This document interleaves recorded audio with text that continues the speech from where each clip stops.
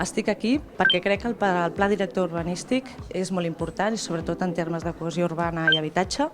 sobretot perquè es planteja un repte molt important, que és la construcció de nou habitatge assequible per fer front sobretot als problemes de demanda exclosa prevista en el pla. Crec que, a més, aquest nou habitatge assequible té un bon criteri, que és la promoció no només sobre nou sòl i a partir de la nova construcció, sinó també en l'actuació sobre el parc existent. I aquest és un tema clau, tant en mesures per fomentar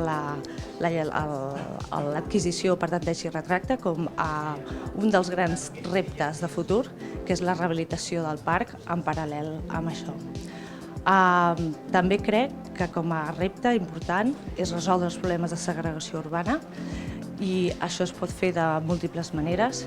i també la creació, i això pot venir de la creació de